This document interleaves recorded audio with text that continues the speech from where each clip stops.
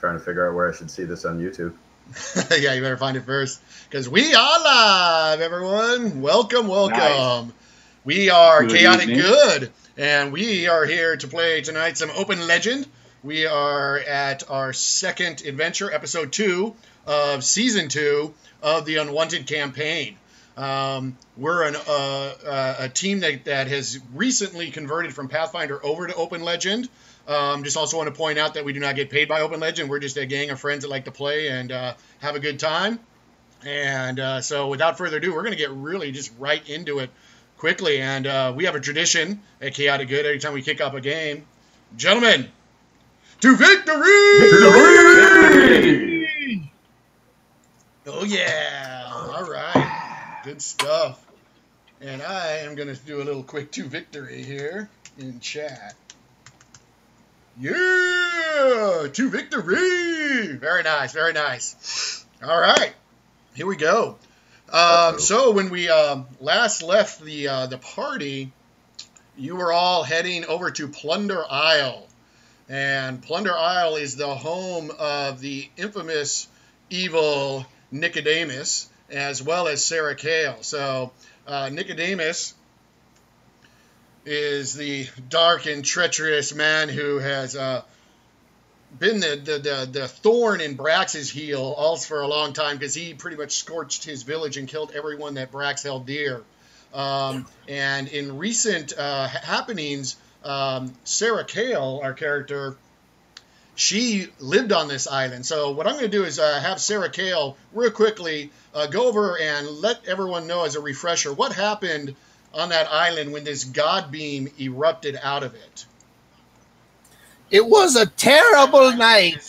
The great hobgoblin fleet had just left, and through it all, the beam shot up in the air, laying waste and gas. Nice, terrible feelings are based on this island, and everything started to wither and die. I had to go and find help because Nicodemus must be stopped.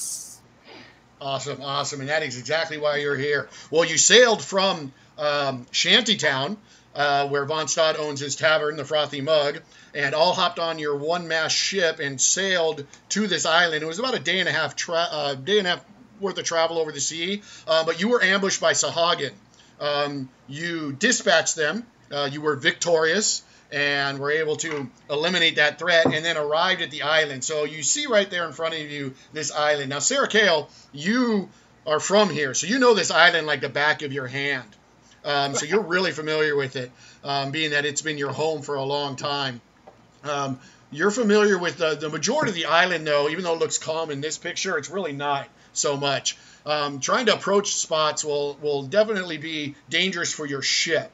And you know of 2 spots in particular on the island that are safe to travel on and approach with your boat. The first one is actually pretty much straight in front of you, is a small beach. So there's an image of it. So the water's calm there. There's a big old rock that you've named. I can't remember what you call it, though, but it's just this rock that just juts out there. But you know that causes the water in that area to become calm, and you can come around the side and enter that little cove area there safely. Another thing you're familiar with also is another way to get in on the island is through a cove. You can go into like a sea cave. That's on the other end. So you have to go and do a lap around the island to the backside, and you come in through that sea cove. So you're familiar with both of those. And the island is in front of you. So what I'm going to do now is turn the adventure over to the party and let you guys discuss, in character, of course, what you guys want to do and how do you guys want to approach the island. I think we should go to Antler Point. That's that island standing outside there. From there, we can travel around the outside and scout out what's safe and what isn't. Speaking of antlers, I'm starving! Yeah!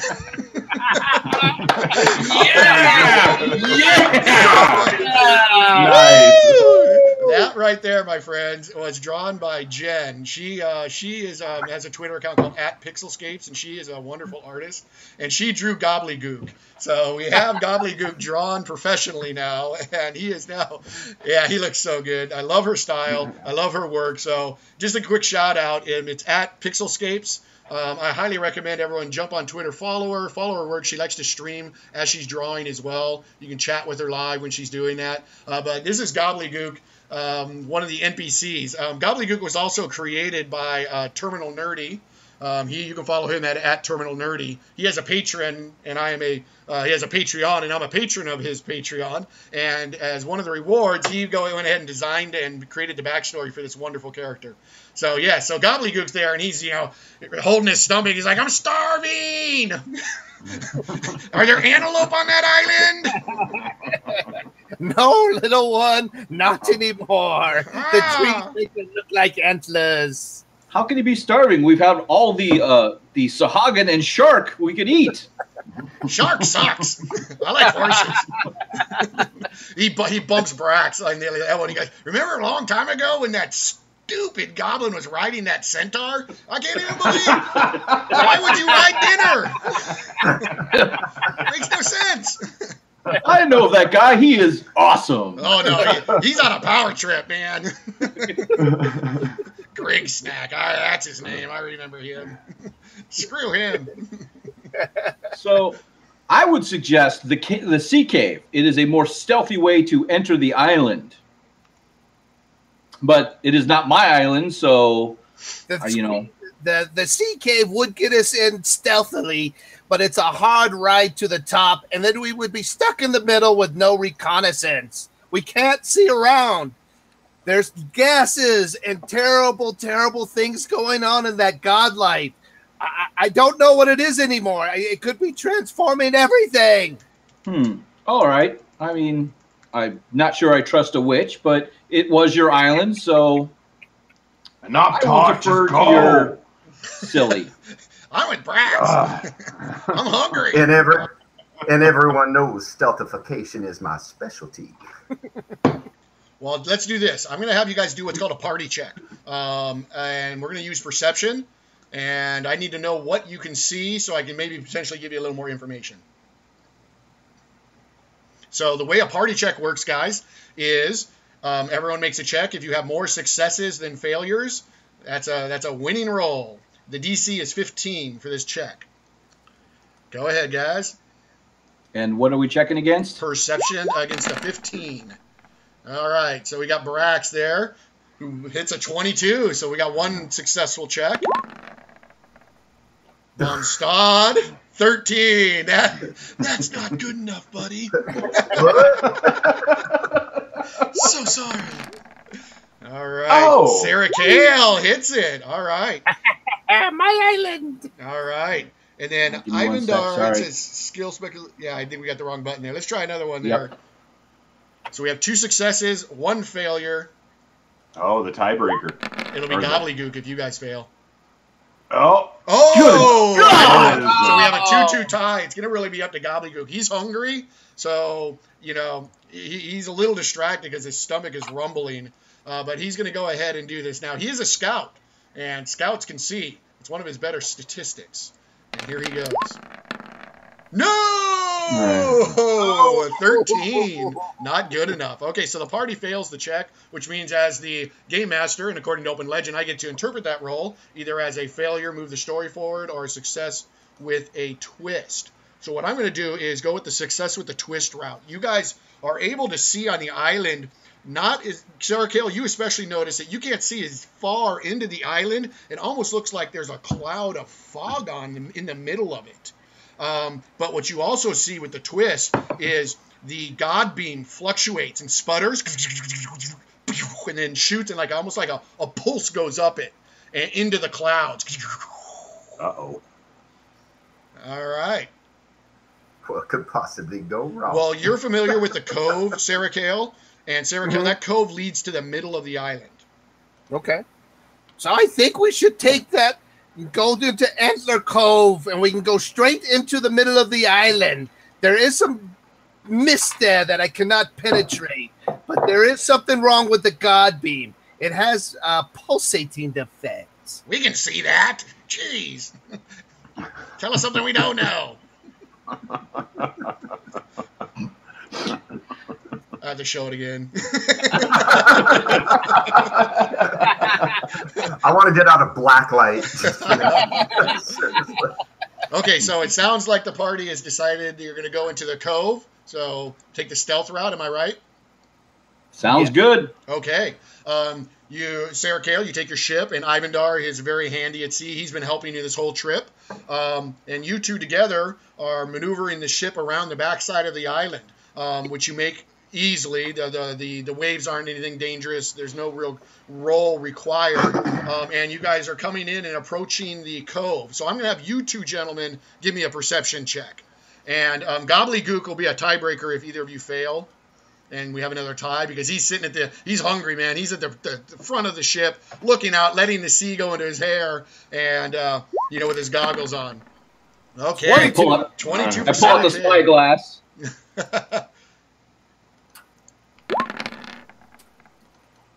Oh. And we got a 16. Oh, with an exploding dice. Oh, that's gave me the 16. That was great. Okay, cool. Well, you both succeeded. As you are approaching the cove, Sarah Kale and Ivandar, before you get into it, you're coming up to the edge, and you can see another ship inside, docked at some rocks, as well as you can see some figures moving around in the shadows within the cove. What would you like to do?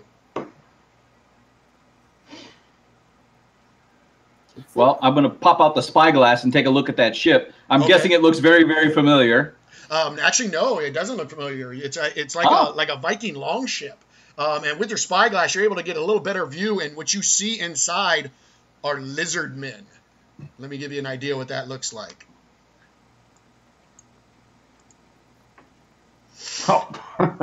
So what you see is you guys are coming into the cove, and you can see the ship there, and you can see that there's a little pack of lizardmen there. Now, you can see some of them are armed with spears, and then you can also see some armed with tridents. So two different types are there. Sarah Kale, you're from this island. You know that lizardmen inhabit this island, and they're scared of you, but you have a relationship with them where it's like you stay out of their territory. They definitely stay out of yours because they're scared. You're like Obi-Wan Kenobi to the frickin' Sandmen, you know? Yeah.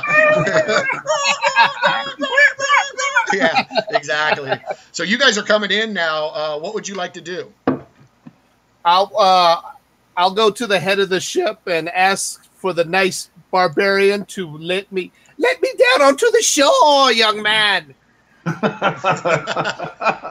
Strap him to a ballista. He lowers her down. And I'll take out my walking stick, and I'll go up to them and wah! Okay, so the ship comes in and docks up in the water. You guys all hop out, and you come up walking with your walking stick. And what do you say, Sarah Kale? Hail, mighty captain! Hail! I want to palaver with you. Well, they immediately see you and spin around. And does anyone else get off the ship, or is it just Sarah Kale that exits the ship? Brax gets down. Brax gets down. So now you got that big hulking ogre behind you, kind of playing backup. Gobbledygook jumps down and is like kind of hiding behind Brax, acting brave with his rusty short sword. When the lizardman turns around and spins around and is all and looks, and all of them see you, and you could see the little rudders on their back all flinch up, almost like a cat when it hisses, and the hair on the neck, their necks go up, and they're all witch, stand back, and they bring their spears out, and you can see them pacing around back and forth. I'm gonna jump down. Okay, Von Saad, you leap off the boat. I do. Ivandar? I will join them. So the whole party is now off the boat. So you can imagine the scene now. You're in this cave. There's light spilling in. The waves are cresting onto the rocks. You got the smell of sea, that salty smell. You got these lizardmen panning out in almost like a crescent shape around you, spears and tridents pointing at you, very nervous because they realize, they realize their numbers aren't as strong as they probably would think they need to handle a party of your caliber, but they're not backing down. When, from further in the cave, more lizardmen start approaching. And in fact, one of the lizardmen who approaches is bigger than the rest. He's almost a large miniature. He's about as big as you can get without being a large miniature. But this gentleman comes and he is armed exactly like that too. He has a double weapon, double morning stars, just like that. And Sarah Kell, you are familiar with this person here. And let me give you his name real quick. Give me 1 sec here. I got to find him. Shandur is his name. He is one of the tribe's warriors. He's not the leader. He's one of the warriors. But of course, size matters, and everyone pretty much, he's like the alpha lizard man, so everyone just follows his lead. He's got 4 of the trident-wielding lizardmen with him, and they come out of the shadows of the cave and are approaching, and as soon as they spot the party, they stop. Now, Shandur doesn't brandish his weapon like the other lizardmen. It doesn't act like he's scared or even intimidated, but he just looks and goes, "Witch! Is this your doing?" Mighty Shandur, we have come back with friends to help fight Nicodemus. You know it's his doing. You saw the God Beam. I didn't see the God Beam. I was on the seas. We were off on our sister island. I came back and went to our village, and I couldn't even get in. Everyone is dead. Furthermore, everyone is walking dead. They chased us right out. There's too many of us for us to face alone. If I find you had anything to do with this witch, you will pay. That's fine, Mighty Shandur, but we must investigate this together. I know that it's Nicodemus, and he must be stopped. We're not fond of that creep. You know that. And you have never done us harm. So you see, he pauses for a second, and you can clearly tell he's thinking. Now, Sarah Kale, you're the only one who spoke to the lizardmen, so this is up to you. I need you to make a check. And this is going to be on, I believe, would be persuasion, because you're not trying to intimidate him by any means or anything like that. So let's go ahead and make a persuasion check and see how he responds to you. Oh, exploding Dutch! All right, well done. A 24. Okay, with that great roll, you see Shandur. He starts nodding his head, and he's all, "You might be ugly, witch, but you are wise. Wise. We will accept your counsel. It's true, we do need to work together because we, I hate to admit it, have a problem. We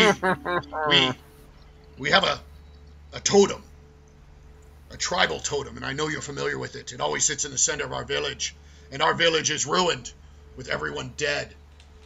We want to start anew with our tribesmen, but we will never attract a female without our totem, and we will die old lizards alone. There's no way we can retrieve that totem by ourselves. I've been to the town. I've seen the walking dead. If we work together, maybe we can rid this island of that presence, and we can reclaim our honor and claim our totem and start anew." Is anyone else concerned that this mindless brute knows big words like furthermore? His concerns me. Oh, man, that's funny. All right, hold on. We have something that we like to do when people run in with excellent shit like that. It's called Legend Point! Von Scott, congratulations for kicking it off. Nicely done. And he looks back and he kind of grins. It's hard to act dumb sometimes. So what say you? Mighty Shandur, you are wise among your men. Help us rid this island, and your totem shall be yours again. This I promise. Do your companions promise too? Especially that one in the back. The, the big one. And he looks right at you, Brax. What do what we do. Say it again. We do what we do. If Sarakel says it, it will happen. Very good, Big Man. I approve. And the others?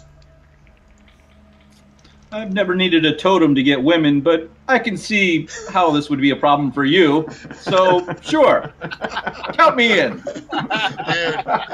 I'm sorry. Legend boy! Thank you. And then all the lizardmen eyes and spears and tridents go and point at this guy. And you? Oh, well, if it increases the festivities a bit, I'm in. Oh, very good. Then we will work together. All of a sudden, from behind Brax, you see a certain little goblin. What? You didn't ask me!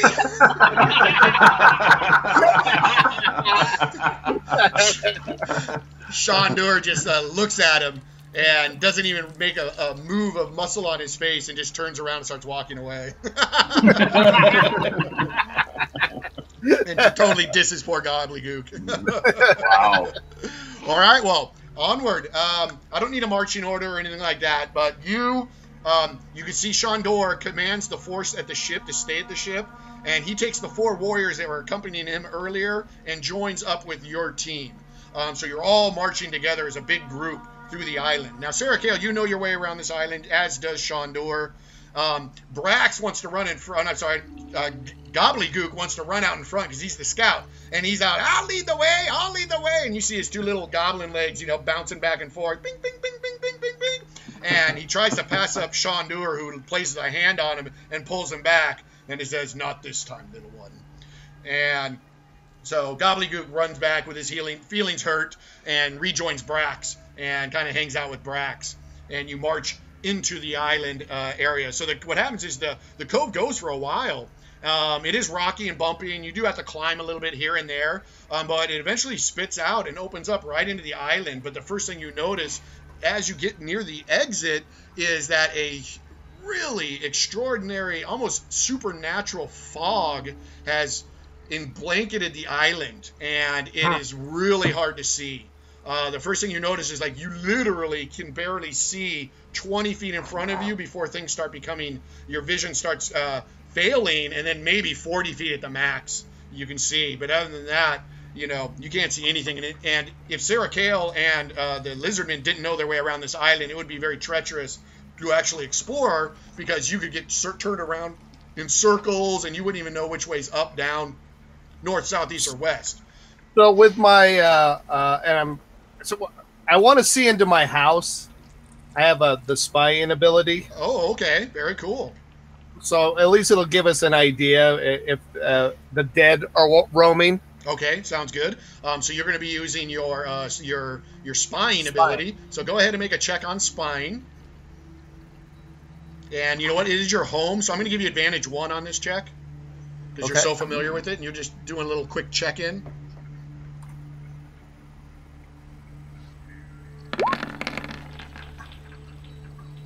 25. Great roll. Nice. Great roll. So what you do is your vision takes you through the fog, and then it comes into an area with sparse trees, and there's a little bit of muck on the ground. And then you see your home, which is actually raised off the ground, since this, the floodwaters can happen. You actually have it up in the air, but you maintain a little camp out there, and you had actually left a little fire going when you left, and it seems to still be kind of smoldering a little bit, even though it's been a few days. And you even left the lights on in your house. But it's just a little itty bitty cabin. You take your vision further in, inside of your little, it's almost like a little studio, very small. You have your little stove. It's almost like a little Yoda's hut, but not that, not that shrunken down, but it's a very cozy little place. You see your belongings, your favorite belongings are there. Your crystal ball is right there. Your magic mirror is right there. And then you also, one of the reasons you were really pissed is because that godbeam killed everything on the island, including your poor little crow. And that's what set you off, to be honest, is your dang crow. So yeah, but you obviously don't see your crow because the poor little guy perished in the god beam. But everything looks in order in your home. It is clear up to my house. We can go on. Very good. Very good, Shondor says. And you continue. So now you guys are actually moving into the fog and actually finally step into the actual island, and you're on the inner portion of the island. And like I said, it's very, very hard to see. And what you all you really get is, just a scene of just really dense and thick fog. And you just can't see that far, 40 feet maximum. And you guys are making your way through. And so, but due to the fog, Sarah Kale, I am going to ask you for a roll. And you can either use learning, using your memory, or perception, and going by what you see. But I need to see if you are struggling a little bit to navigate this island. I'm going to give you advantage 1 on the check. You don't need it, maybe. Sorry. Yeah, roll again, but take advantage 1 because it is your home. I want to give you that advantage 1.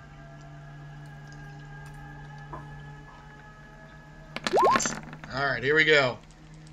A 10. That's all you needed to hit. All right. Okay. You succeed, and you're seeing landmarks, and you're going, and you realize that you're really actually not that far away from your home. So you end up leading the party to that, so you can just go ahead and see your little house. And there it is. Nice. There's Sarah. What about the stairs, though? Oh, yeah. Yeah. Man. Nice. That's some Norman Rockwell shit right there. That's a Baba Yaga hut. All right. Well, what would you guys like to do?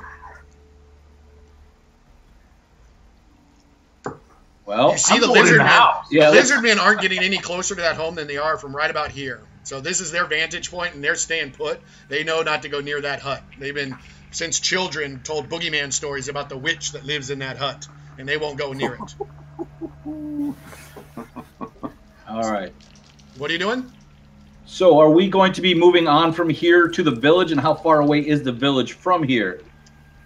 Well, the village from here, Sarah Kale, is just a hop, skip, and a jump around the corner. You're not that far away from it, so you should be there shortly. You do have possessions in the hut. If you want to retrieve those, Sarah Kale, you can.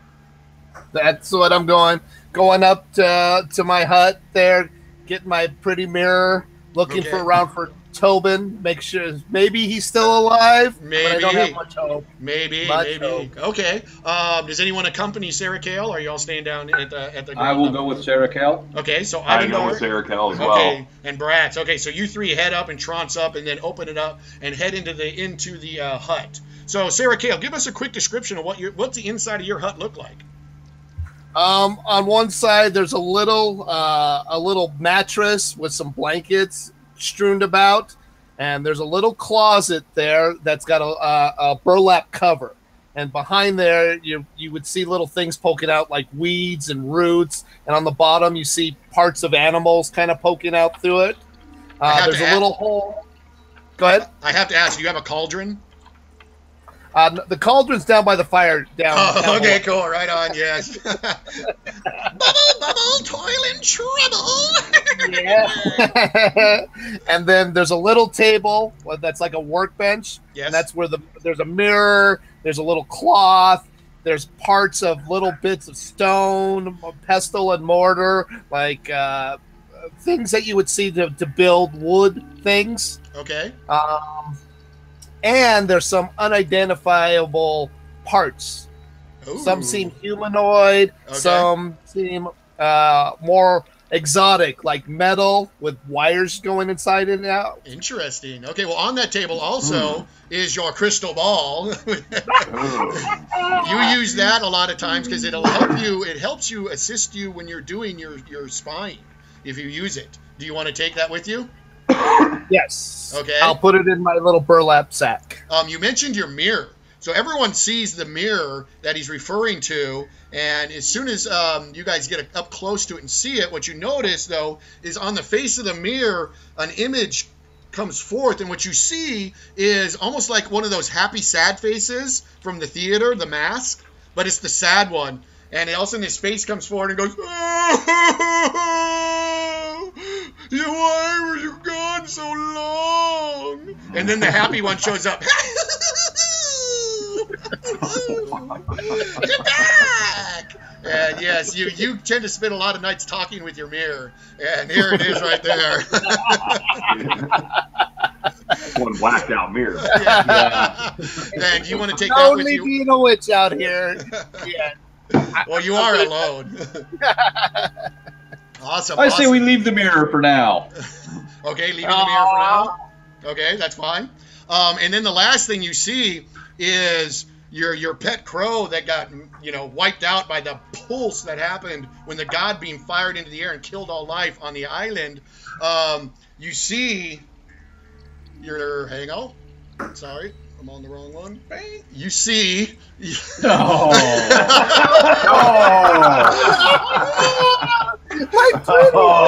And it walks up and it can't fly anymore, really, barely. So it flies like a chicken and jumps up onto your shoulder and starts, chirping like a crow. It's so happy to see its master. Now, you use the crow because you have another ability called seeing, and you can see through its eyes. So sometimes you send your crow out as your eyes to go look and spy on things, and that's what your crow is good for. And do you take your crow with you or leave your crow here? Tobin's coming with me now. Tobin, I'm not leaving you behind again. That's amazing. So you guys can picture now. You have this, incredible looking witch character, almost looks like a hag with his undead crow on her shoulder, holding on to a crystal ball. Yeah. And marching out of her little hut. All right, that's fantastic. Was Gobbledygook up there too? No, Gobbledygook, if Brax is up there, then Gobbledygook's up there. So Von Stein, So I'm the only one not up there. You're up there. And then for all of that, I threw all of that at Sarah Kale without any warning, and on the fly, he figured all that out on his own. And I just want to go, Legend Point! Legend Point! That was awesome. I just threw it all his way, man. Good job. Way to go, Sarah Kale. Way to be on your toes. I like it. All right, fantastic. So the party... you can do anything else you want in here if there's anything else, or move on. Your call. Are they still up there? They're still up there. Wait, You have the lizardmen. Stairs. What's that? Way too many stairs. Say that in character for me. I want to hear that.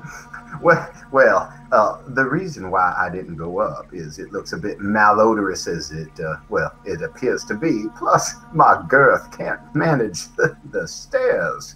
There's too many in number. So I'll stay here and guard the swamp.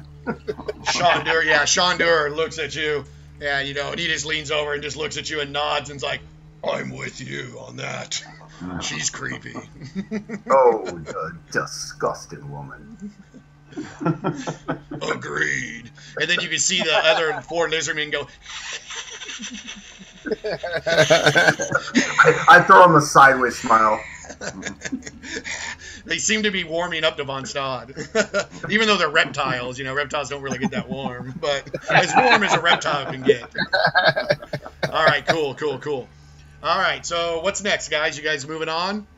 We're moving on. Wait, there's a bad joke here. Why didn't the skeletal crow cross the road?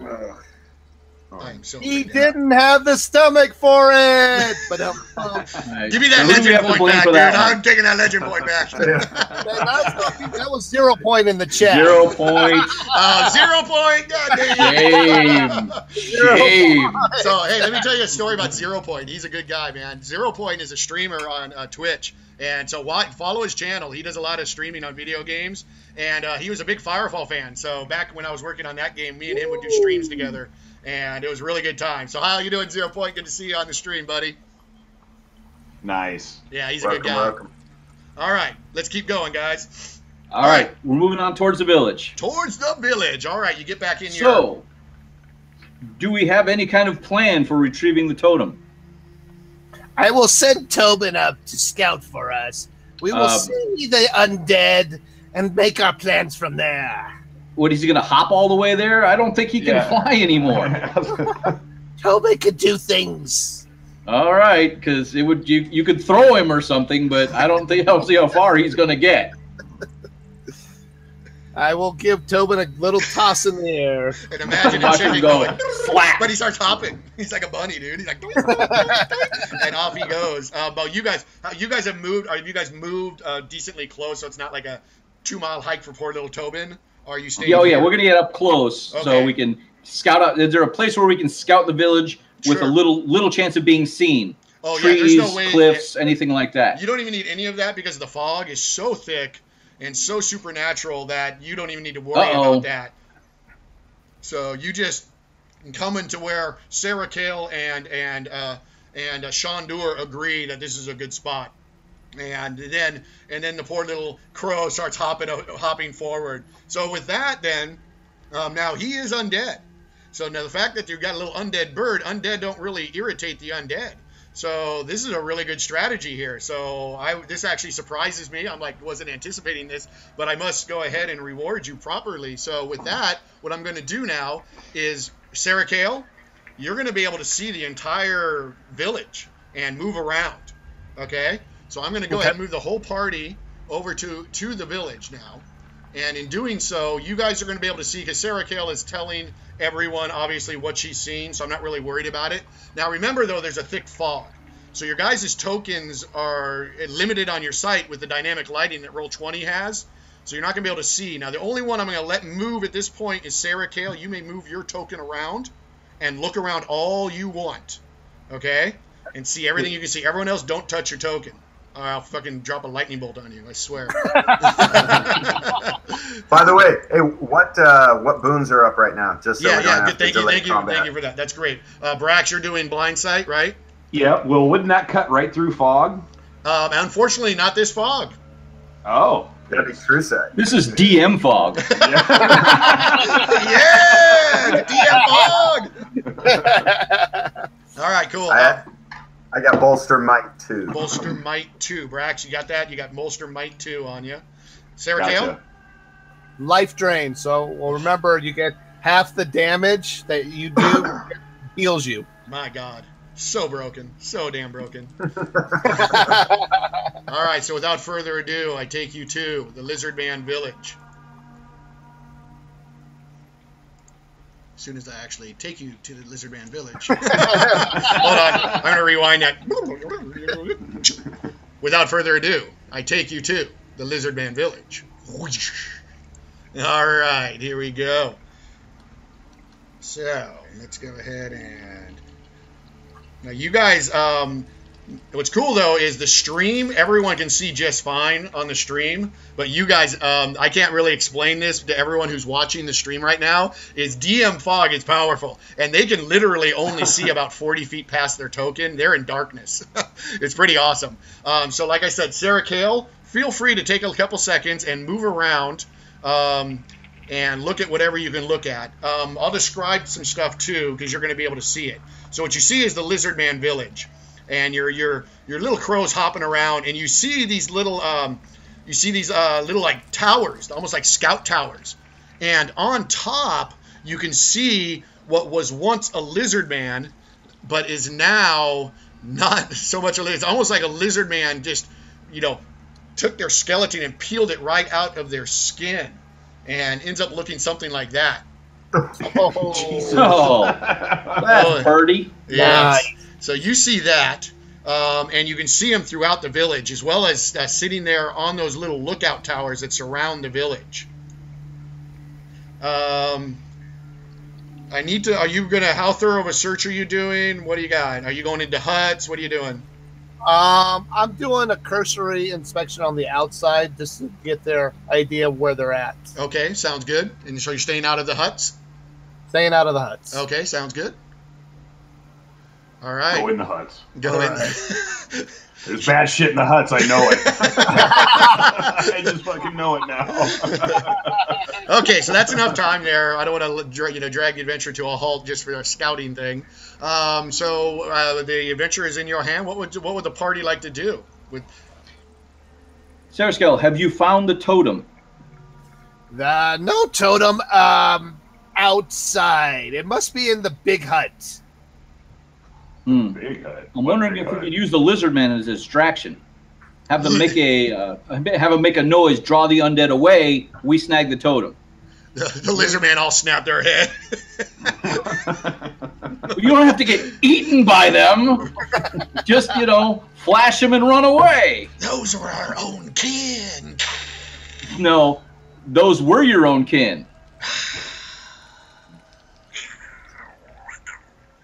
Dark Harvest comes Hey, hold on, after that. Ivandar, would you like to make a persuasion check on that plan? Because they don't seem to be Of course I jiving. would.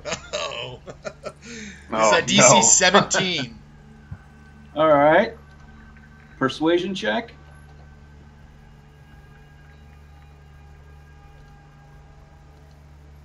Come on. I didn't ask Brax to make it. Hey, Whoa, 28. They look like they're angry, but Sean Doer steps in and is like, sound plan, human. We'll do it. Of course it is. And he looks at you, but don't push it. You haven't seen me push it. So explain your plan again. I want to know exactly what we're to do. Well, if you were to enter the edge of the village, don't get yourself too deep or too in trouble. Make enough noise or ruckus or racket to draw out whoever's in the village and lead them away. They're undead, so most likely they move a little slowly. I'm sure you could outpace them with your superior lizard man movement and stay ahead of them. Once you get them away, we can sneak in, take the totem without having to fight and destroy all of your kinsmen. But that totem is ours. Why don't you be the distraction and let us retrieve our totem? Human hands shouldn't touch our totem. Or how about some of your men join us in the distraction and some of our men, including me, will fetch the totem? What say I can you see to you that? coming with us, but I don't know if your men would mesh well with our group. Besides, Big Man doesn't like lizards. He looks Wait at a minute. Brax. What do you say about that, Brax? I don't care. He doesn't care. Brax, we're gonna have to talk, Brax. Fucking When I'm throwing down the BS, Brax, you need to back a brother up. Now, Brax, I just want to know, do you have a flaw, and were you portraying a flaw with that sabotaging role-playing you just did? Well, yeah, he's stubborn and he has a hot temper. So he's Yeah. I don't think that's really. Yeah, I'm not feeling it either. Okay, carry on. But he's just he really doesn't care. He's an ogre, dude. We'll do your plan, but I want one lizard man with me. 3 lizard Sure, men and- distract. Sure, and you could have Gobbledygook from our party to yours for the distraction. Wait, what? Listen, Since Gobbledygook, it is going to be very, very, very dangerous inside this area. We want to keep you safe. You're swings one his- of us now, He swings and his we want to rusty keep you short sword. safe. I ain't scared. I never said you were scared, but I'm going to need you to keep an eye on those lizard men. Don't trust them. I trust you. Perception. All right, persuasion. Persuasion? Yep, I need another one.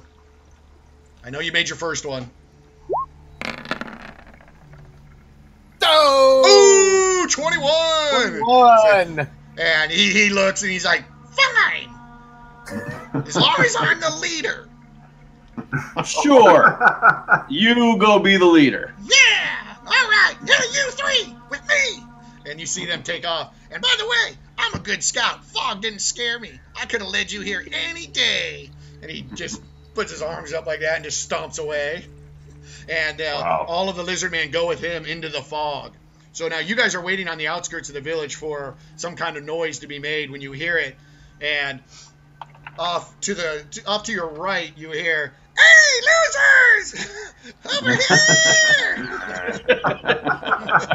Come and get it!" And so Gobbledygook, let me move his miniature over to here. And I'm going to go ahead and just move our little scene over a little for our audience here. And then I'm going to add some of these wonderful, cool lizard men. So give me a sec here. I'm going to put them in. And bang, and bang. And... So cool. Yeah, isn't that neat? And that, and that. Awesome. And now we go back here and put some lizardmen over with him. He's got 3 of them. And I just want to go a little more. All right. So he comes over that direction and makes a big ruckus. And you can all hear the clattering of skeleton bones and the shifting around and the noises the skeletons make. And you can hear some movement as they apparently, just through what you can hear, seem to be shifting over. What would you like to do? Nearer or further? They're moving to the right after Gobbledygook and his, and his minions that he leads. He is the leader. All right. Well, I'm So, going to can you send your crow in to see if there's a totem that is unguarded? Mighty Tobin, walk into the village and find the... Okay.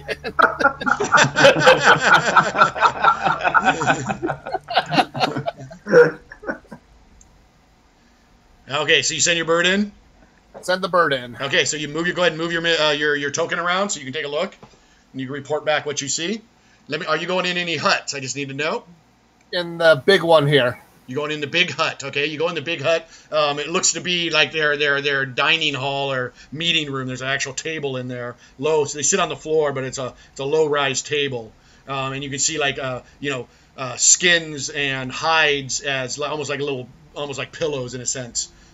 Okay, But you do not see any totem there. Okay. And then I will. Tobin will check these 3 huts over here. Can you ping the map? Yeah. Okay.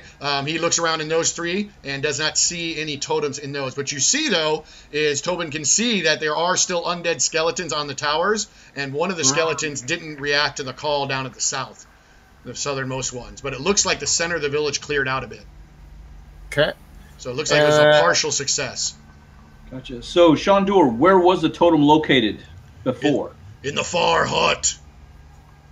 That's could our you prayer. pin the map for me? Yeah. He describes the prayer chamber. And Okay. so you send him into there? I'll send Tobin over here. Okay. And he goes in, and then you are able to spot, and yes, you can clearly see the shaman's totem is there. Boom. Ooh.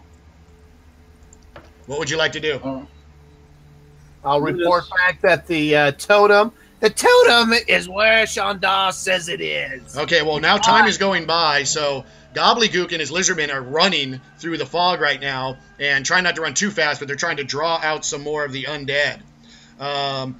And so, with that, anything else you guys want to do while that's going on? Yeah, let's let us stealthily move forward towards where the totem is. Skeleton around. All right. You move up to the village then, and now where you guys see your actual tokens on the map, you come across and can see that there is indeed a skeleton that is on that tower that is to your left. And with that means it's time for some initiative. All right, so the DC of this encounter is 17. But before we do that, we're just going to go ahead and take like a real quick break, the chance for us to refresh our drinks and use the facilities. I'm going to go ahead and change the music over to something a little more combat-worthy. Well, if you happen to have Eva filling mugs. Oh, I wish we all did. And then, Mason, I'm going to go ahead and mute your mic for you while you go. And we'll be back, everyone, in about 3 minutes. And we really appreciate everyone watching. It's been awesome so far, but we're about to start some initiative and doing a little bit of combat. So let me type that in. Combat! And here we go. Nice. All right, so we'll be back in just a short amount of time.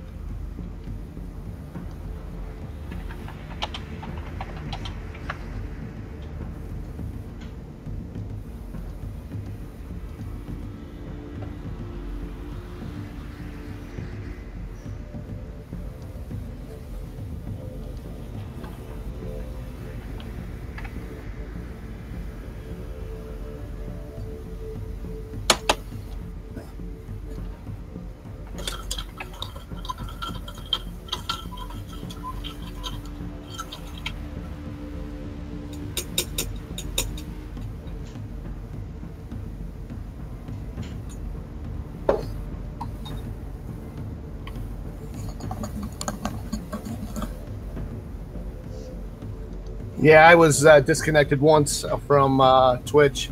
All right. So we're just waiting for everyone to return here. Hello, everyone in chat. How y'all doing? I see Emerald Samurai. How you doing, Emerald Samurai? Timothy A. Bruns. Hello, Arian Backhorn. Duckman. Good to see ya.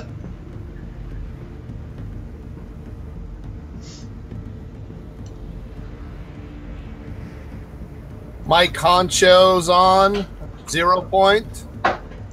Beer good, indeed. Cheers, my friend. I like it. Oh yes. Yeah. Beer and Just RPGs. like always. All right, I'm gonna unmute Von Stad here.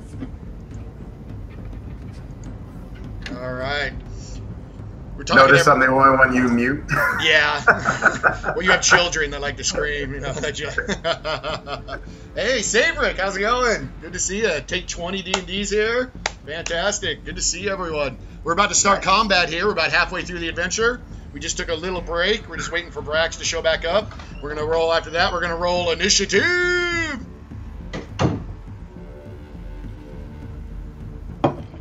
It's really cool to see say the we chat. could let Brax just pick up the whole tower and smash it into the ground. He might just do that. He just might do that. Dude, All right, that's exactly guys. what I was thinking of doing. That's funny. Nice. Okay, well, welcome back, everyone. Let's go ahead and kick this off. So what you can see, though, like I explained, is on this tower right here, you see one of those skeletons that were formerly a lizardman that was created when the god beam shot up and pulsed on the island and killed all life.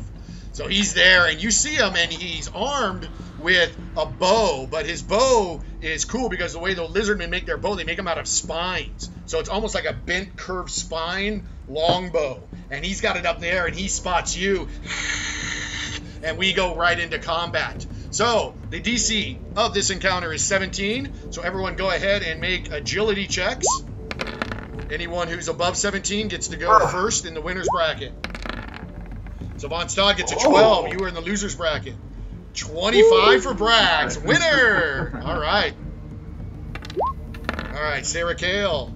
24. Winner bracket. Beautiful, beautiful. Seriously? And hit Captain Initiative himself. Here he goes. Damn. Waiting on Ivandar.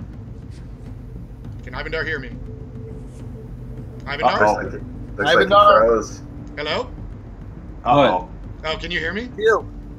Me? Yeah. Yes. What about it? Wait, can Ivandar hear me? Can you ask him, Sarah Kale? Hey. Can you hear Dave?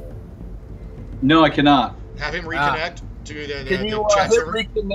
Can you reconnect to the chat server? You're missing out while we're rolling initiative. Gotcha. Sorry. Yeah, Dave. That's okay. Little technical difficulty. No problem. Everyone else can hear me, right? Yep. Yes. Unfortunately. Yeah, because everyone rolled initiative. Hello, Ivandar. Can you hear me now? Ivandar? Can you hear him? Nope. Still black screen. Still black. Oh, then maybe I need to reconnect. Let me try again. Hang on. Yeah, he's going to reconnect too. Okay. Yeah, this is the third time I've been disconnected. Oh, okay. Well, have him do it one more time, and then we'll do it. Sorry, everyone. We're having roll 20. Ivandar, can you reconnect? Yep, he just did it. Okay. We're good. I hear you. You can hear me We're now? good. Beautiful. All right, Ivandar, go ahead and roll initiative for me. You're going for a DC 17 for this encounter. Gotcha. Give me a sec here. I got to bring up my sheet again after reconnecting. No problem. Take your time. I have a feeling I'm But not too much time. the only one in the loser cellar. Yeah, you probably are, because Ivandar has a fast weapon, so I think he gets like advantage 2 on his initiative checks. And here it comes. dear God. 33! Oh, God. Okay. So there you are. Winner's bracket is up first. And who's going to go first? Brax, I think this is for you. Yeah. We will all step aside and let Brax go first. All So my right. movement is 6, and it's Okay. 2 squares each time, correct? No, you move 5 foot a square. Oh, so it is 5 feet. 1, Yes, it 2, is. 3, 4. I can't. That's gonna put me right here.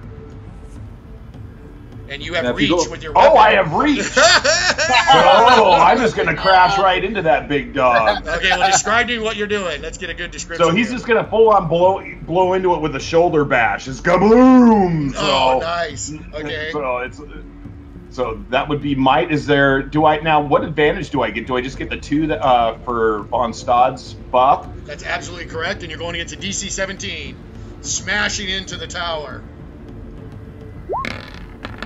Oh. Ah, yes. 29. Oh my gosh. You pound into this tower. Now they're not made very sturdy. They're just made with sticks. So you literally obliterate the entire thing and explode it. And the skeleton on top goes falling down 10 feet right to your feet. So what I need you to do real quick is roll 2d6 damage for me and give him some damage for falling. Gotcha. And let me pull that up real quick. The dice. So if you want to type it in, you can do /R space 2d6 with 2 explanations so they explode. No, I got her here. All right. So Oh, it only rolled 1? Oh. that's okay. We got a. Or at 5. So was that 3d6 or 2d6? Oh, did I actually do 2d6 the first time? The first time you did it, it just had a graphical glitch. You did 5 points of damage. So he falls down to your feet and plummets down. So he's like, and tumbles down, and one of his arms actually snaps and is kind of facing the wrong way now. And he takes 5 points of damage. So I'll go ahead and mark him for the 5 from the fall. And he is at your feet now. And you can see his health bar diminish just ever so slightly. So it looks like these lizardmen skeletons actually do have decent little health pools. Anything else you want to do with your turn, Brax? That's all. If I didn't kill him, I can't go again. Okay, cool. And now I want to do one more thing real fast. Is I want to add a meta component to our encounter, which I'm going to roll one of my infamous die 4s. Oh, a 1. Okay. That means zombies pouring in. That means next round some fun might happen. Okay, cool. Alrighty. Who's going next in the winners bracket? I believe I shall go next. Okay, so Ivandar, who rolled a massive 30 billion on his check, goes next. All right. So we're going to go ahead and step here. We're going to go ahead and parkour up onto the top of the hut. Step Parkour? and then drop down here. Oh my gosh, and we know that you don't even need to make a roll on that check. Yeah. you're like Dritz Doerden, dude. No So check he needed.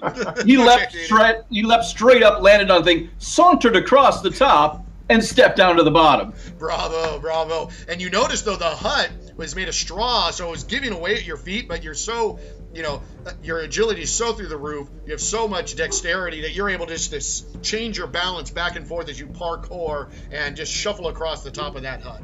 A normal Dude, I totally person would have just... Yeah. I totally Legolas on the snow that shit. Exactly. Awesome. So as we jump down, we're going to have the rapier out, and we're just going to jam it right into the eye socket. Ooh. As we jump down. Okay, sounds good. Make the attack. Now this is going to be a agility-based attack against his guard. And now being that it is a skeleton, he's got a little extra defense against precision-based attacks. So you are going against a guard of 24. Wow. Gotcha. These guys are a little tougher, guys. Nope. That's 21. Okay, well with a 21, you're able to hit. Because in Open Legend, there's, when you miss, the GM can either have it be a miss with the story advancing forward, or let you succeed at minimum damage, but with a twist. I'm going to go ahead and do that. So you actually do land it right in his little eye socket for 3 points of damage. The only problem is with all that movement, even you at sometimes land on your bottom and you fall prone. Oh no! You did not stick your landing. You are completely and totally shocked. It's unbelievable, but yes, my friend, you fell prone. Luckily, I'm behind the hut, and no one saw it except Brax. Yeah. What do you say to Brax? You saw nothing. Fantastic. Hey, the rapier's out and the main gouge is out. It is in defensive mode. Okay, sounds great. Brax, Did you have that a question? undead lizard man, did he fall on his feet or is he laying flat as well? That is a great question. He is actually laying on his butt as well, which means that I'm not going to back time up. That was on me. I will partake. My bad. Nice. I should have put in that, which would have given, actually what it would have done is given Ivandar a little extra advantage on the attack, but oh well. Better luck next time. Thank you. We call that the shaft. You got the shaft. Congratulations. The foggy Enjoy the is what shaft. it is. Well, right. Brax, that type of grace takes years to perfect. All right, Sarah Kale, you're left in the winner's bracket. What are you going to do? I start pulling gouts and gouts of nauseous gases are coming out of my hands, and I shoot forward a beam to incapacitate the skeleton lizard. Now you're talking about the one that's on the ground. Okay, go for it. So you're going to go ahead and you're making an entropy attack, I assume. It's an entropy attack Against toughness. Okay, and its toughness is 17. Go ahead and make your check. It was a great description of your ability. I totally visualized it. Now, because he's prone, do I get an advantage? Actually, on ranged attacks when they're prone, you get a disadvantage. Thanks for reminding me, but I'm not going to give it to you because I screwed Ivandar over on his advantage. So as a party, I have now redeemed myself. Your bad game master is at 31. Ooh! So that succeeds. Not only does it succeed, I like to do when you're casting a Bane, if you can do it by 10 or more, you get an exceptional success. So that skeleton goes incapacitated, goes night-night, and it's a stubborn one, so he rolls with disadvantage to wake up. So I marked him with a little eyeball saying that he's now completely unconscious. So the skeleton just sits there, gets hit with this entropic energy as it spins around its head, chatters a couple times, locks up, and just does one of those BAM! And just literally just stiff as a board on its back and just snoozing away. Anything else you're going to do on your turn, Sarah Kale? I will then... I'll take my movement. Okay. And hobble my way up to here. All right. So now we go Good to hobbling, dude. Yeah, so now we go to 17 on the initiative, which means all of the monsters and NPCs are going to go. So what happens is the lizard man with the trident moves up to join, but then now he has another undead. I'll ping the map in this area. I don't know if you can all see it or not.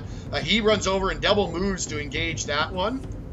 And then Shandur ends up in double moving down and comes into the area of these undead on the top. Oh, there's another undead on the ground here. So he double moves off into the fog. You can barely see him from your vantage point, but you could see him off, and you see like almost a silhouette of him into this deep, thick fog, and you could see him with that double weapon, dual Morningstar double weapon, spinning it and attacking. So what's happening now is the undead lizardmen and the lizardmen are facing off. So what I'm going to have you do is I'm going to go ahead and ask Ivandar to make a check. And we're going to make a couple rolls just to see what happens here. So go ahead and you're going to roll a die 20 plus 1 die 8. And you're trying to hit a 17. So this is the lizard man's fight. Go ahead. All right, I just happen to have one of those in the fortitude, so... Beautiful. Go ahead and make that check. We're going against a 17 on this. Yep. Whoa! So which means they go at it and start cutting each other up, and the lizard man with the trident falls and dies. The undead who has that bone bow also carries a spear and just rammed the spear and just gutted the lizard man, who screams out. His head goes straight back, tongue comes out, he quivers and quakes for a bit, and then slides off the bloody spear and hits the ground dead. I'm just gonna. Oh, sure, yeah, just make me feel guilty, Yeah. Seriously. Good job there, dude. Yeah, great. So I'm just gonna put a big X through him. Now, Shandur is fighting with one, and he rolls a die 20 plus 2 die 6. So let's go ahead and let Sarah Kale make this check. So I need a die 20 plus 2 die 6. Okay.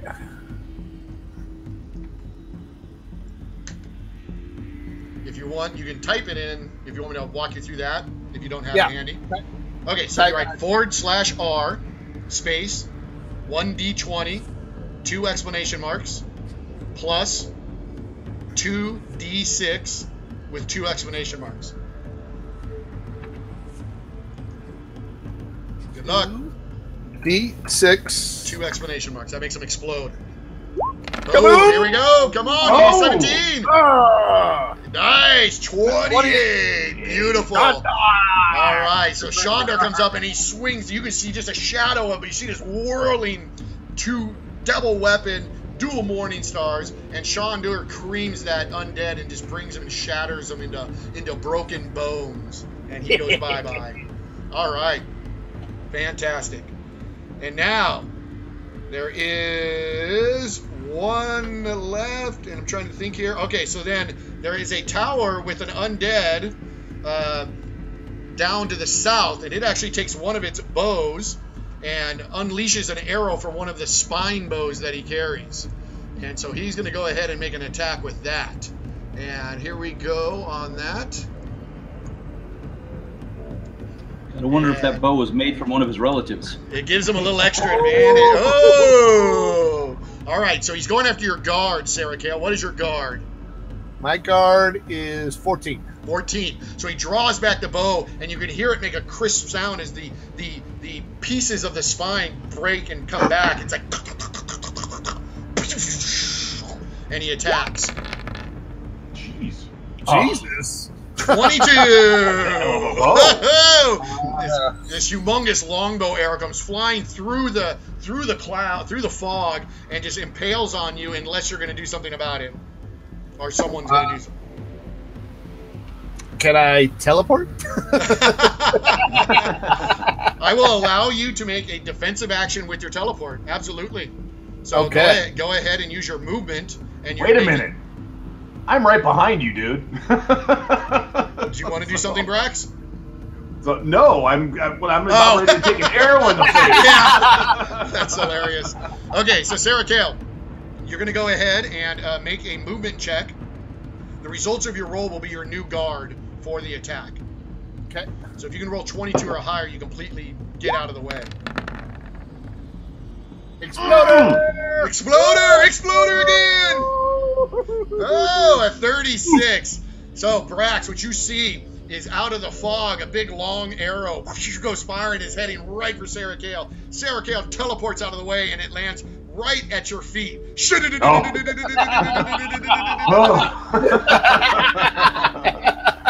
By the way, if you would have missed that roll, imagine what the twist would have been. I know. So Sarah Kale, go ahead and move your character. You can move as far as you do on a your best teleport 15. wherever you want to go. 15 feet. Okay, sounds good. So you teleport 15 feet away. Fantastic. Okay, well that ends it for the lizardmen, and now we go into the losers bracket. We got someone who hasn't gone yet. Wait, where are you? Way back. Von Todd's still here? Hey! Ladies and gentlemen, Von Stod! Unmuted. He was actually sitting on a boulder, just saying his homage to the great reveler, pouring a little bit of liqueur down his blade, and Nice. he notices everyone's gone. But he hears the din of combat coming off the walls. He doesn't know where everyone went to. And the fauna points. He's going to make a perception check to figure out where everyone went. All right, I like that. So the encounter difficulty is DC 17, so hit that. You have no idea. You have no idea. You're hearing sound. What it's doing, it's reverberating around the village because of all the huts and the towers. So it's actually confusing you. Oh, they must be over here. All right, well, you march over in that direction, and what you see is Gobbledygook and his lizardmen friends over there were doing their distraction, and they just started taking off. So they're actually not where they are on the board at this moment. Let me move them a little further away. They're actually moving off to the edge and trying to hustle out of there. But they have managed to attract a whole bunch of undead who are on their tail. So the distraction worked and was able to limit the fight now, and a lot of the undead are pursuing them. The only problem is the undead on the towers don't. So you have an undead right here on the tower who now you have in line of sight, and then another one to the south can see you as well. What would you like to do, Von Stad? Well, I just made my movement, so. You still have an action? We'll double move. Okay. So you go to the base. Now, this is a rickety old tower made of sticks tied with vines. It's not super sturdy, but up on the top, of course, you do see one of those lizardmen skeletons with his spine bow, looking with a little nasty face and big sharp fangs. Anything else for you, Von Stad, on your turn? Oh, no. No. Okay, so there you go. So that your turn ends. So now what we do is we get to the end of round 1. We're going to go ahead and go into the beginning of round 2. So the first thing that happens is the lizard man who got stuck by the undead and fell dead. You see his corpse there, and his tongue is out like this when his corpse starts to shudder. And out of him, he almost like an alien, the movie, his skin erupts open and blood sprays everywhere, and crawling out and leaning up, he's still prone, but sitting up is his skeleton is now turned undead. And oh yes, and has now joined the fray. So let's go ahead and okay, gang, we need to make sure Shandur does not die. Good point. So now the army of the dead has grown by 1. Furthermore, I did believe I rolled a meta component that die 4, and now it is that round. So that will occur when it's time. And let's go ahead and go to the winner's bracket. Who's going to go first? Well, Brax will go ahead and go. He's going to curb stomp this guy right at his feet. All right. Awesome. So might attack. Just boom. You have the advantage 2 from Von Stad's bolster. Go ahead and make your attack. He doesn't have much defense. Oh my! And that 9 explodes, Dave. Oh man, the 9 explodes. Go ahead and add it in. Go ahead and roll another die 10. Another die 10? Yeah, you're at 32 right now. Let me back that back down and 34. 34. So you just creamed this skeleton. What did it look like when you decimated it? Oh, it's just like a little puff of smoke comes out from under his feet. And the skeleton's bones kind of fly out and actually click off of you. Pew, pew, pew, pew, pew, and ricochet. Ivandar, you're dodging them all. That skeletal bones. And the undead skeleton is no more. Anything else you want to do on your turn, Brax? Yeah, I'm going to go ahead and use combat momentum and follow through. And we're going to come right around to that newly awoken guy, and we're going to bring an axe right down on his melon, too. Oh, my God. Okay, go ahead and make a check. So there's a might-based attack. Now, this with my axe is advantage 6. Oh! Good Oh, God. God. I can't see the board. I know, seriously. It's still only 28. 28. Well, his guard is 21. So you lay your axe down and just start chipping down and taking like his whole rib cage. That's like, whatever number of bones are in a rib cage. All of them lose about, I'd say, 6 inches off of them. So they're just like, ching, ching, ching, ching, ching, ching, ching, ching, ching, ching, ching, ching. So you're able to do 7 points of damage to him. All right. And he is marked and his health bar has now been reduced. I like Emerald Samurai. He's like, holy dice! That's funny. Good stuff. Okay, anything else on your turn, Brax? That's all I can do now. Okay, who's going next on the winner's bracket? I will go next. Okay. What is it? Half your movement to stand up? Yeah, about half your move will get you up. All right, unless we do, of course, a backflip. Ooh! Do the bendy stand-up backflip. Yo, I want to roll on that one. I'm not gonna let you automatically succeed because it's a cool role-playing moment, so I'm gonna allow it. But I want the roll. So go for a DC 17 agility check. Oh! Oh no! Wow! So you still get up. You have your dice aren't cooperating tonight. I see that. I'm feeling a little bad for you. You do manage to get fine. up. But what ends up happening though, instead of costing half your move, it costs half your move plus an extra 5 feet. Gotcha. So I've got a good solid 10 feet to go. I could fall down. I could fall down farther than that. All right, we're moving there. Okay. I'm moving in, I believe, the general direction of the prayer hut. Yes. You're the intelligent one too of the party. Nothing personal, Von Stad or Brax. Or sorry, you know, Ivandar's the brains. I mean, let's face it. we know each other's strong suits and weak suits. I was going to say, hey, Brax, come with me, but you know what? All right, fantastic. Anything else on your turn, Ivandar? No. That is as far as we can go. Okay, then. Sarah Kale. Well, no. Oh, Yeah. I'm sorry. Go ahead. No, yeah, go ahead. Sarah Kale, you're up. What are you doing? All right.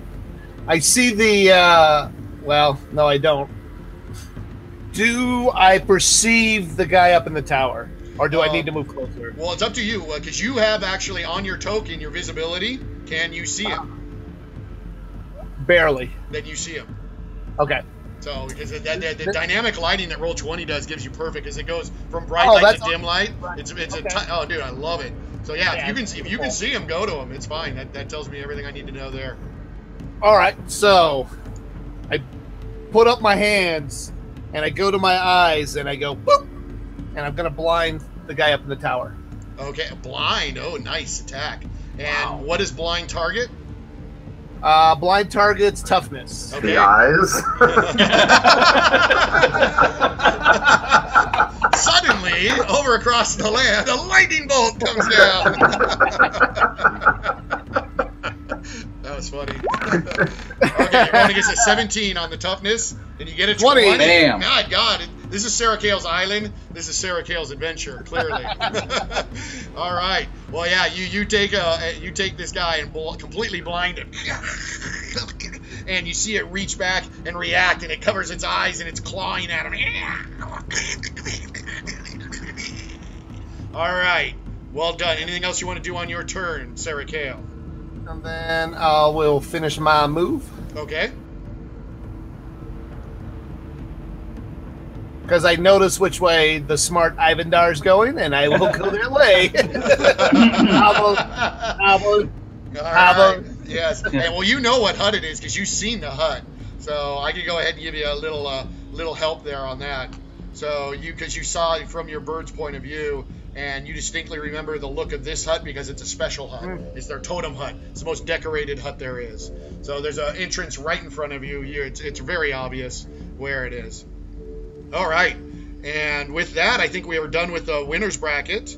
And now Shandur moves up and climbs real quickly up that tower to that blind undead and has his way with them. Now, since the undead is blind, I'm going to go ahead and give Shandur advantage 2 on this check. So let's go ahead and have Brax do this check. So normally he's a die 20 plus 2 die 6, so he's actually going to get advantage 2. So he's a die 20 plus 4 die 6. Do you know how to write that? Oh, okay. So that's a / No, R. I got it, dude. I got it. You got it? All right, brother. Oh, not 4D. Okay, don't forget. All right, there it goes. No. Oh! Yeah, Shandur takes that double weapon Morningstar, spins it around, and actually gets both of them, just bam, bam, crushing oversized Morningstar mace pieces and spikes, crush into the undead and completely obliterate it and shatter it. What you all see, though, is all the pieces just come tumbling down from that tower and just sprinkle down to the ground, and the undead perishes. All right, and there are no other lizardmen in battle right now, so we're good there. Now we're going to go ahead and go to the losers bracket and put our attention. Wait a minute. Wait, what? Hey, Dave. What about the one right next to Brax, though? What's that? There is one. There should be one left next to Brax. Yeah, sorry. I'm resolving the lizardman fights right now. You're right. And I don't have any other lizardman versus lizardman, so now I need to go to the lizardman versus player characters. Thanks for the heads up. Sorry, man. Oh, no, you're good. There's just a quarter of them sticking out. So. You got 2 of them. You actually have 2. So these 2. So now we're actually over here on the fight, and we have 2. Wait, there's 2? There's 2. Wait a minute. A little foggy out there, huh? And they're armed with shut up. They're What I armed with should have done. spears, and so they go ahead and strike against you. So here we go. So there's spear attacks. Let me go ahead and get that info real quick here. And they're pretty trained too. They're no slouch. So the first one takes the spear back, and you can see the way it spins it. That they practice. They're trained. They do have combat training. So he spins it around, takes it overhead, and just tries to plunge it into your chest. Uh-oh. Oh no! Oh no! Oh no! Oh my goodness gracious! What is your guard? 26 Brax? guard. 26? Yep. Okay. Well, what is that? All right. Yeah. We're going to go ahead and use Sentinel, and we're going to go ahead and defend. Okay. So I can move 15 feet. Correct. And be next to that character. Yep. And I'm going to go ahead and defend. Okay. Make your defend action. So describe this. This is a great moment in the game because this spear is coming in and it's going right for Brax's heart, full speed like anime. It's got the it's like. What happens? Well, Ivandar is tiptoeing across the field, trying to be all stealthy, trying to get to the hut. And he glances out of the corners of his eye and he's like, yep, Brax is fighting again. That's just usual. And we see him just kind of like staring off into the fog, not really paying attention. When the spear comes flying at his heart, it's like, again.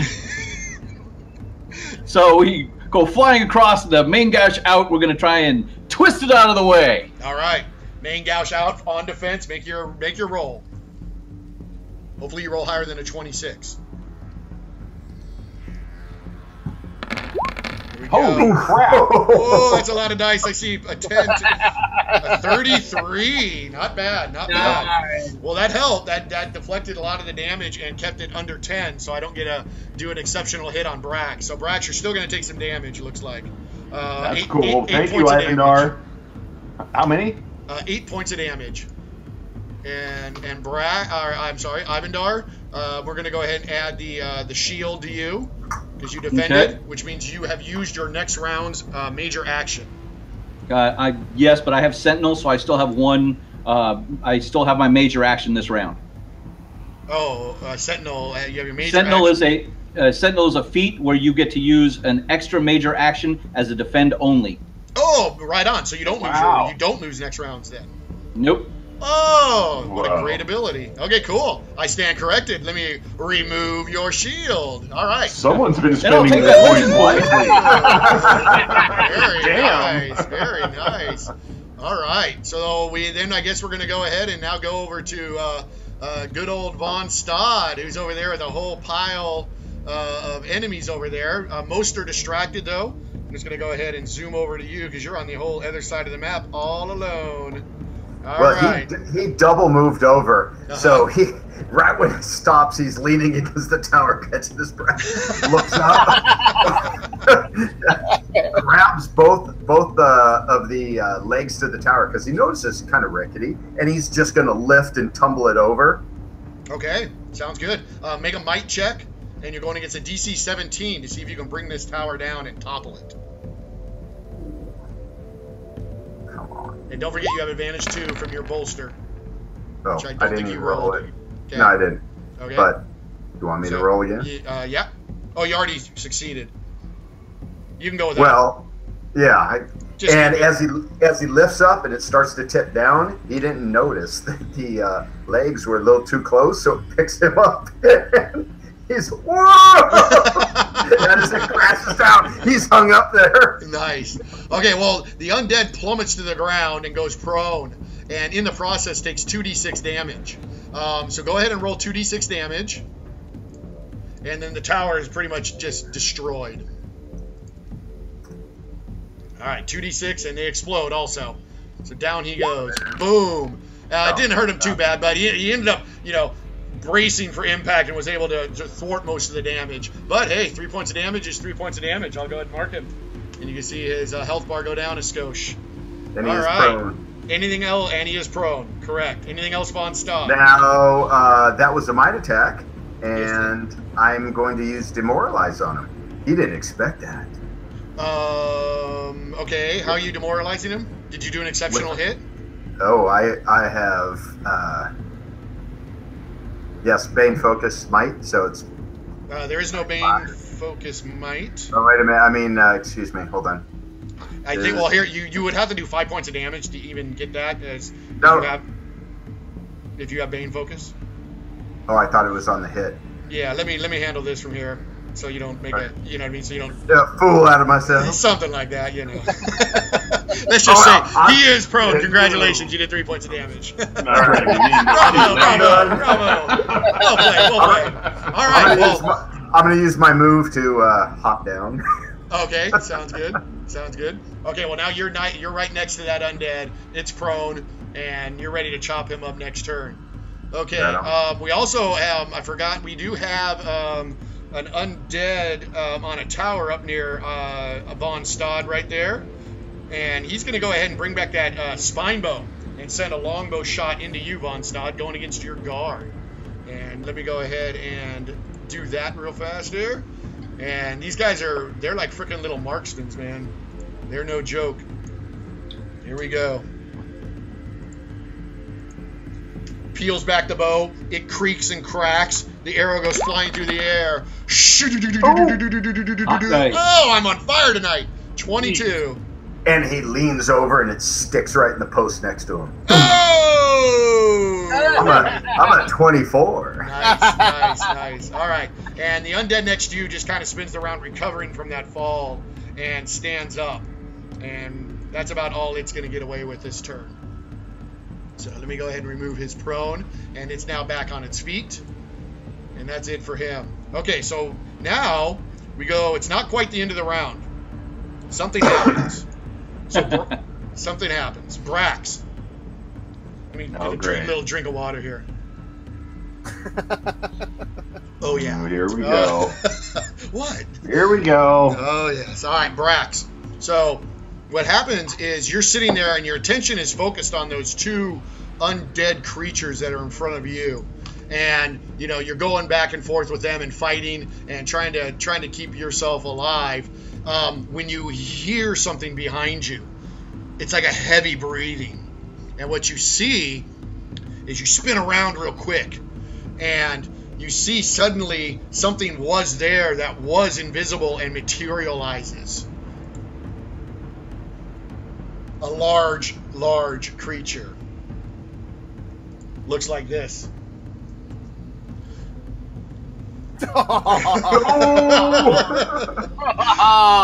He's your size. And now, 8 years ago, when you were adventuring with the team from Shattered Star, you encountered one of these before. It's an ogre mage. And the ogre mage was mocking you. It was General Loney. Remember him? And he kept calling you your names and stuff and mocked you. But he was behind a barrier, so you guys could never face off. This is not General Loney, because General Loney was purple in color. But this is the same type of creature. Looks extremely powerful. 3 eyes, big sharp fangs. He's your size. You can see he has that Eastern armor on with a dragon pauldron on and a huge oversized two-handed katana. And he lets the invisibility drop and looks at you and goes, ha, ha, ha, ha, ha, ha, ha, ha. And he looks and he goes, I know who you are. You're Worm, aren't you? I've heard about you. I think we lost Brax. I don't see Brax on my camera. Did you guys see Brax? Yeah. Yes. Damn. Brax, you're gonna need to rejoin there. Yes, please. Please reconnect. If not, I'm gonna have to do it.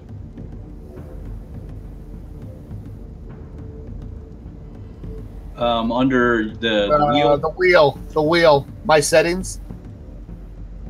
The gear.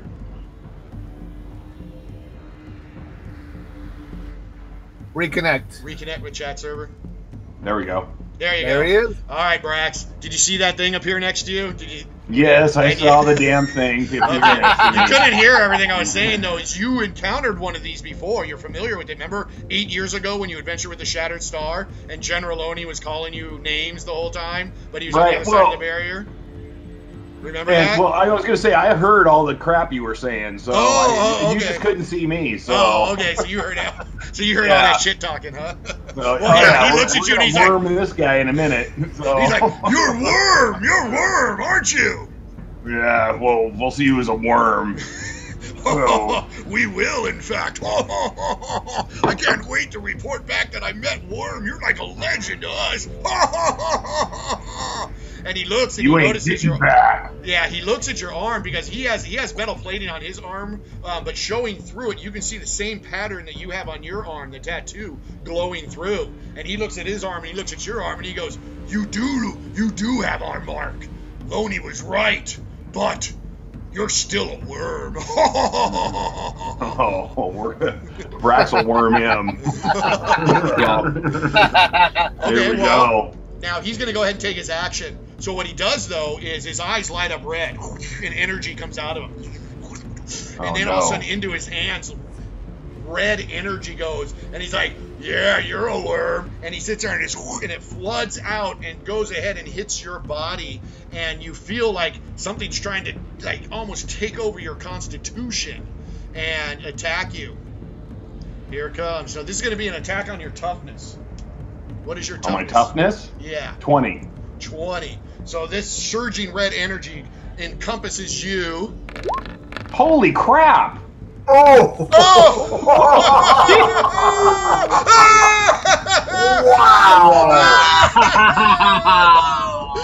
Oh my goodness! And it swirls around you, and you're caught up in it. And everyone around you can see Brax like screaming out in pain because your arms actually, your axe comes right out of your hands, and your arms come to your side, and you actually can see Brax's body morph, polymorph. And what you see is he slowly turns into this humongous, oversized, red, gigantic worm with red energy coming out of it. And the thing, though, is the polymorph took effect on all of your body, but it seems like it didn't affect your face. So you still can talk. It's like your head's there, but all you see is, is your face. Is there? Dude! That's awesome. All right. That's so lifelike.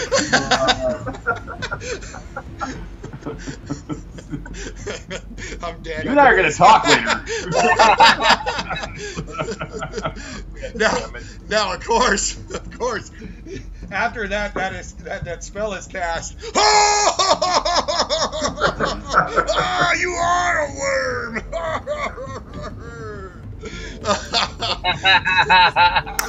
And that was his. Damn it! Now, here. Well, the thing is, though, is you're no longer technically Brax anymore. So I think what we need to do real quick is go ahead and bring your new token down into the game here. Oh no! Oh my god, dude! You even made a goddamn token? Oh, god. And it's called Braxworm.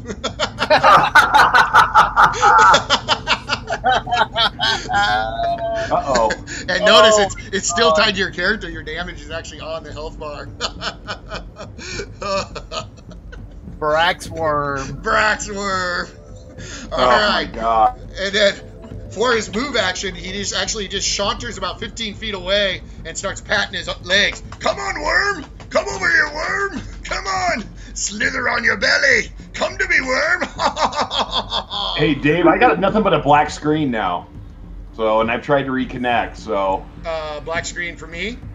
Yeah, well, I can't see anything anymore. Like, you're saying you can't see anything on Roll20? Refresh your browser, Brax.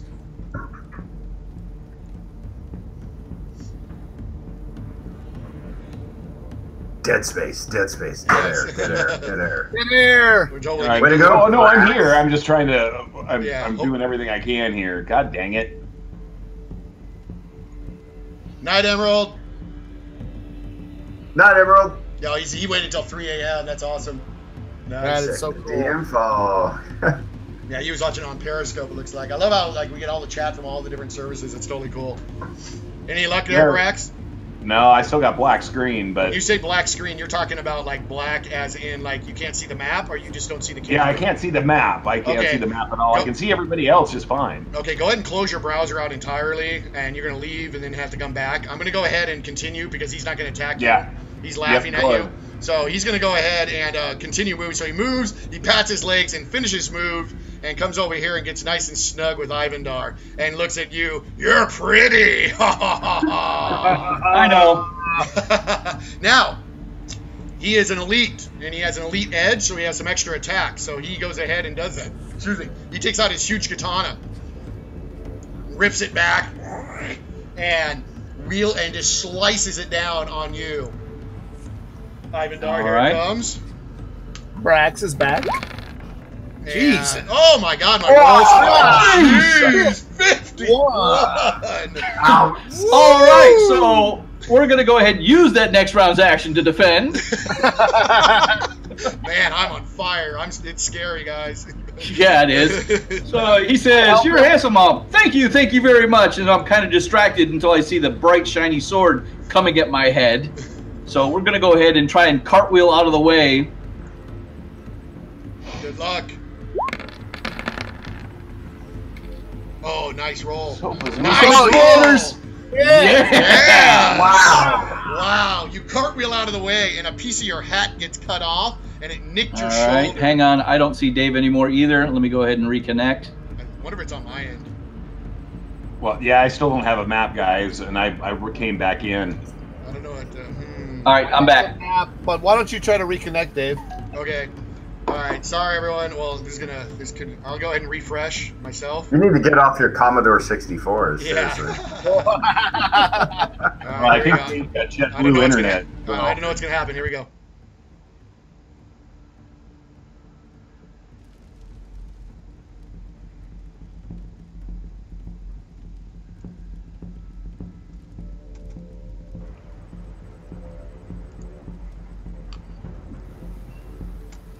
Any luck? Oh. I see you. I can hear you. Okay. I can hear and see everybody. The stream is coming back. Okay. And everyone but me came back. I see you. Oh, no, there I am. I see mine. So we got everyone? Yep. That way, yeah. Brax, you might want to try opening a different browser. Try Chrome or something like that. I don't know. I don't know what to tell you. Internet Explorer is no good, no matter what they tell you. Right. What is? Internet Explorer is no good. Oh. Hey, Dave, while he's working that out, can you mute me for a sec? What? I said while he's working that out, you want to mute me for a sec? Oh, sure. All right, so I don't know. Sorry Did you for see the my delays, roll? Everyone. Sorry. No problem. Did you see my defense roll there? Yes, I did. Zool? I did. Yeah. I did. It was a 46 or something like that. Yes. So, but he had a 51, so you only took 5 damage. So he ended up nicking you in the shoulder. So, yep. So go ahead and give yourself 5 points of damage. All right. And then he has an edge of 2. So he is able to go and strike again. And here we go.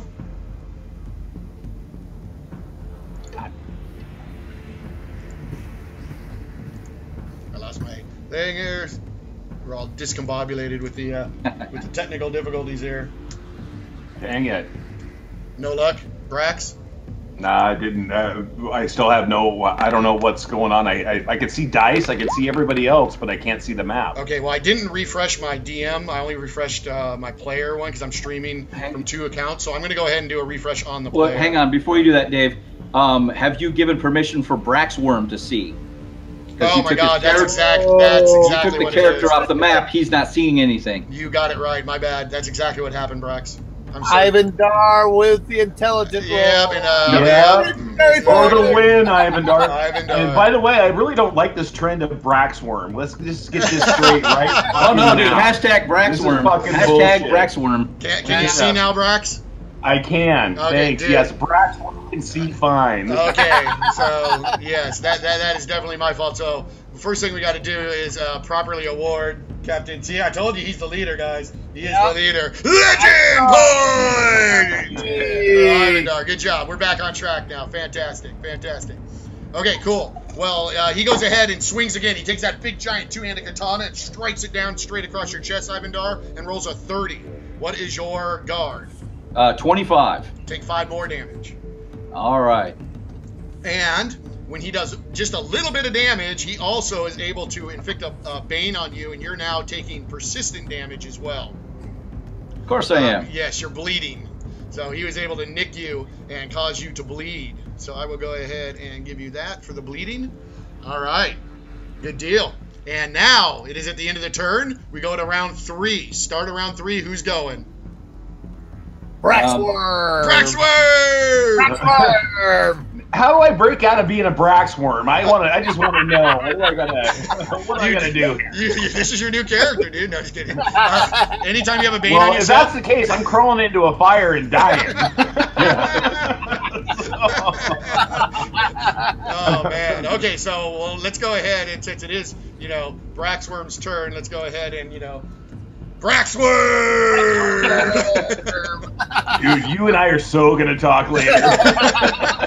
Okay, to resist banes, you take a move action, and you can roll a die 20. If you roll 10 or higher, you resist the bane. Goes to move action. Good luck. So just 1 die 20? 1 die 20. If you roll 10 or higher, you are no longer Braxworm. Oh. That's a lot more than 1 die 20. All you need to do is roll a 20-sided. I didn't even... Whoa. Just go into the die roller and pick die 20. That's what I did. Oh, don't hit last roll. Try again. There we go. Is. Come on, baby. Oh! No! So that's a move action. Your major action can be used to do a move action. You can try again as your major action if you want. So what kind of attack does Brax Head have here? Braxworm. Yeah, you can come up and bite him if you want. You got to crawl 10 feet, though. You gotta. He's calling for you too. He's all, "Come on, Braxworm, come over here. Come on, slither on your belly, Braxworm, slither on your belly." All right, we're gonna slither right on down here. I'm inchworming all the way there. So he's laughing as you come forward. I'm taking you home with me. Yeah, you are. All right. And I want to take a chomp out of his ankle. I'm serious. All right. Well, I'll give you an extra bonus action because that was your move action to get there. Oh, yeah, you're right. Yeah, so you really don't have it. You sure you want to do that, or do you want to try to break out? Yeah, okay, I can try and break out again. No, I'm just saying, instead of slithering 10 feet, if you want, instead of use your major action, you can do it as a resist roll. Gotcha. I'm gonna do that. All right, you got to hit a 10 though. Come on, Braxworm. Oh, come on, Braxworm. I hate that name. Come on, baby. It was a 20. It was a 20. It was a 20. Oh, poor Braxworm. All right, so Braxworm is done. His turn is over. And of course, you got this guy Guff on, just and he's like literally crying tears. Funniest thing he's ever seen. All right, who's next in the winner's bracket? Ivandar? Or Sarah Kale? Who's going? Sorry, I got disconnected again. Jeez. That's okay. Go ahead. Grumpy tonight. It's a weekend. I'm sure they're busy. Yep. All right, who's going to go? Ivandar or Sarah Kale? Let's go. Who's going? Sarah Kale, go ahead. Okay. Then I will finish moving over to the totem hut. Okay. And jump in there. All right. And you have acquired yourself one glorious totem. Congratulations. I can get all the lizard women now. Yeah, exactly. They're all yours. So you grab this totem. It was sitting on the ground. It actually has a spike that sticks it into the earth. And it sits there. And you now have obtained it. Congratulations.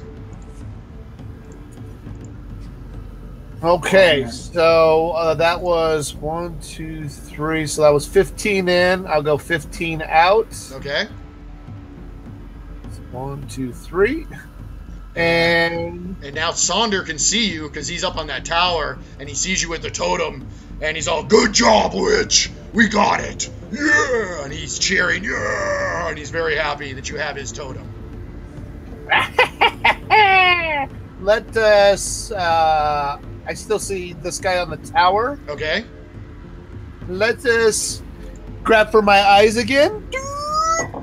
Going for a blind? A little bit of blindness. Okay, blindness. Here we go. You're going against its toughness.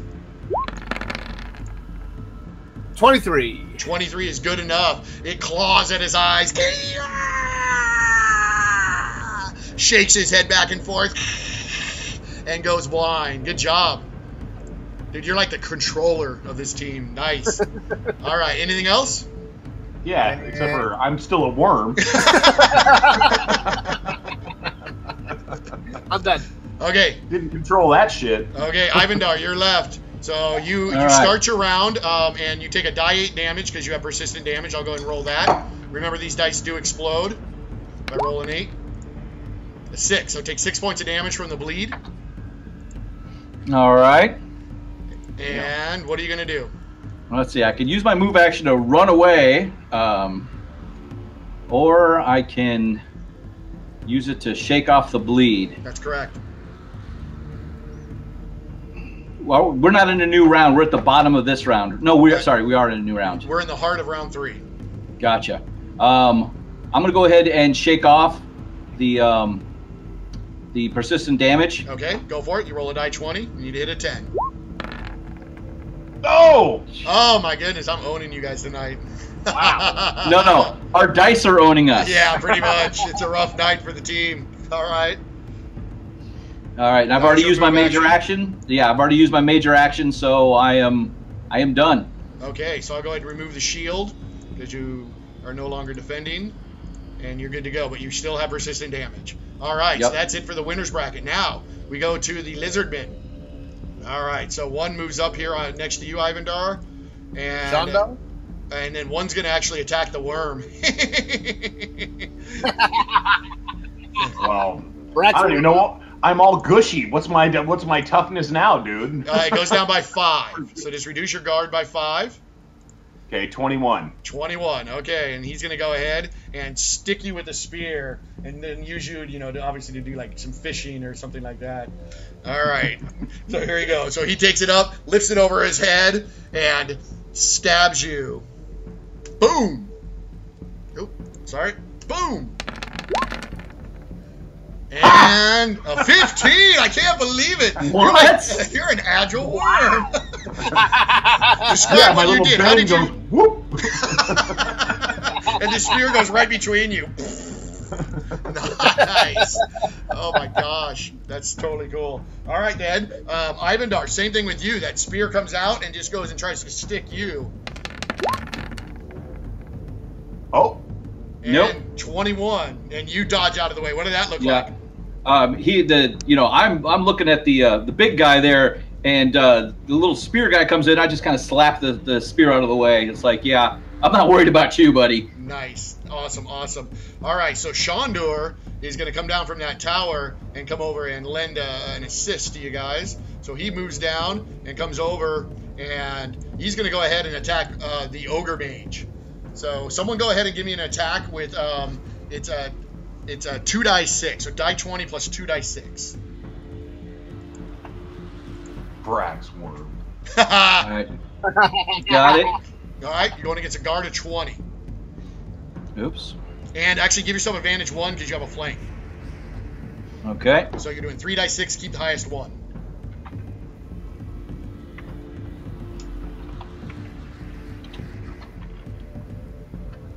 Sorry. All right. Get it. Shanda. All right. Well, I am not doing this right. Sorry. Okay, all right, so let's go ahead and have Von Stad. Why don't you roll this one? It's 1 die 20 plus 3 die 6, keep the highest 1.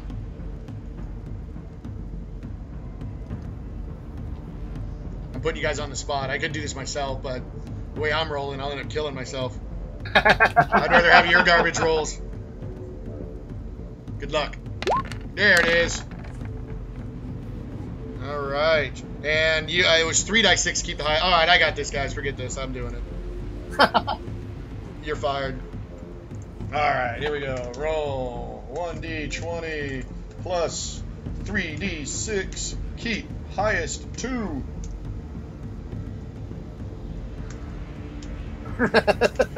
All right, so this is going to be his actual roll. Hello. God damn it. I'm ragging on you guys. My turn. 1d20. No, I got this. 1d20 plus 3d6. God, we can't even get an attack off. Keep highest 2. All right, here's his true attack roll. 24 hits him. Yes. Hits him for 4 points of damage. So he takes one of those morning stars down, and the ogre mage wasn't expecting it. Clanks him in the back of the helmet. Bong! Tilts it sideways and dishes him 4 points of damage. So I'm marking. Does he have a flank with me on the other side? That's why you got the advantage. Gotcha. All right, cool. And then over here, we have a blinded undead who can't go, but Von Stad, you have one right next to you who goes ahead and takes his spear and tries to poke you with it right in the gut, and only rolls a 10 and misses. All right, so now we go to the losers bracket, and Von Stad, you are up. Oh no, Von Stad's. Oh, he's on mute. I never unmuted him. Oh. Oh. I will take my legendary point for that. All right, what are you doing? So, as I was mentioning, our polychromatic goblinoid companion is being pursued by desiccated individuals in need of intervention. Hey. I'm getting rid of the ones that when they drew those away. So the only one you have to worry about is the one in front of you. Oh, well. So my monologue is inconsequential? No, use it on the one in front of you. And he's poking him in the sternum.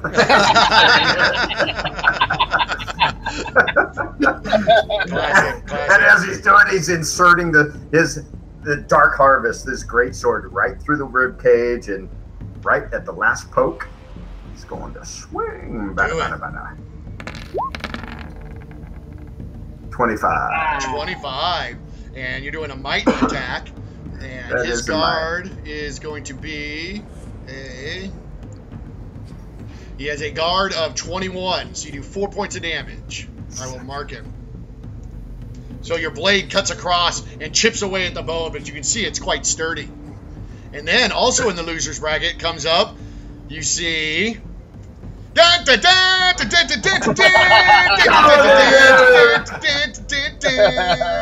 polychromatic goblinoid companion. Exactly. Why isn't there a gobbledygook worm? All right, so he goes and he normally attacks with 2d6, but he has an advantage with you because you both have a flank. So he takes that little rusty short sword and attacks. Oh! Gobbledygook with the 30! Oh my goodness! Now it is he's using a precision attack, so the guard is 24. So he ends up dealing 6 points of damage, though. Well done, Gobbledygook! Woohoo! And the undead loses more bones, and then turns around and realizes he's being attacked from both sides, and it looks to be about half dead. All right, so that's it for the losers bracket. Now we come back over to the fun.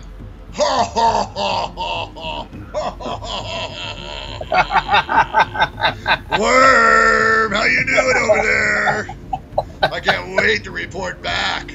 I tell you what, hate this so much. after I kill your friend here, I'm gonna go report back to the general and let him know that you're around. He might want to pay you a visit. Well, I would say something, but I'm all wormy. But you have a mouth. You can still talk. That's why I left it there. That way you can talk. So please, what do you have to say? Fuck you! Fuck you! And ladies and gentlemen, in proper Brax fashion, we have ourselves a legend! Nice. Yeah, get one as a worm. God damn it. That's a bitter pill to swallow. Bitter pill. It is, damn it. All right, here we go. So he goes ahead and takes back. He's already railed into Ivandar. Ivandar's like dodging for his life as these incredible skill with this gigantic, oversized two-handed katana keeps coming down, and he brings it down again on Ivandar. Oh my God. Oh, here you Jeez go. Louise. 37. All right. We've used our major, but we still have the sentinel for this round, so we're going to go ahead and defend. Cool. Get And my actually, this is defend the first action. time you've defended this round. But you already went. Okay, I see what you're saying. Yeah, already went. Yeah. Cool. All right, go ahead and sentinel up with that main gouge. And I'm going to go ahead and burn a legend point. Oh, bravo, bravo. So when you burn a legend point, you get advantage 1, and then we're going to go ahead by hand add +1 to each of your die rolls that you keep. All right, Okay. And he's spending a legend point. Here we go. Come on, baby. Come on, baby. Oh. And then... Most of it? 32? Now, hold on. He 32. gets +1 Wait. per die. So how many do you keep on that roll? You keep the highest 2, so you get an extra +3. So you actually rolled a 35. So you only take 2 points of damage. Nicely done. Damn, dude. Woo! Nice. Bravo. Well used. Way to go with that legend point. Nice. Yeah. I was hoping for a little bit better roll, but Still, 2 points is very nice on that. All right. So that was your free one there. yep. Okay. But you can actually guard again if you use your next round's I major can, action. yes. Yes. Okay, cool. Because he's about to do it again because he has another bonus action. He's just continually, and you just see a blur. Whoa, whoa, whoa, whoa, whoa. All right. Uh-oh, that one's not so good. 18. Oh my God. I might be able to do this. Oh, man. All right. So he misses. And that's the first time he misses. And he looks up and he's like, ah, piss on you all. You're not worth it. And then he goes and he actually, you see him almost like Predator. And he doesn't have to make a roll, but he turns invisible. And turning invisible, you can make a perception check to see if you can see him if you would like. Because he went invisible. Yeah, we'll do a perception check. Okay, let me give you what you had to beat real quick here, because he gets a really huge bonus on his hide. So hold on, because when you're invisible, you just get this massive bonus. So here's his hide roll. You would have to beat this. Oh, you only one though.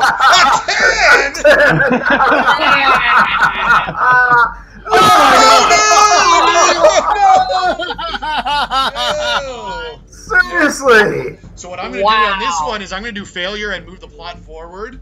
And so you don't see him. And what he ends up doing is going back to report to his general. Well, as he's walking away, I'm looking off in the other direction like Han Solo in Jabba the Hutt. And I'm like, that's right. You better run. Cough, cough, cough. Nice, Wipe, nice. cough. All right. So that ends that round. And now we're going to go to the top of the next round. And what do we have? We have some undead. Let's go ahead and do one more round of combat. Then we might be able to call it after that. I want to see one more round. So let's go back to the winner's bracket. Who's going first? Braxworm! I'll go now. Braxworm! Quit showing that.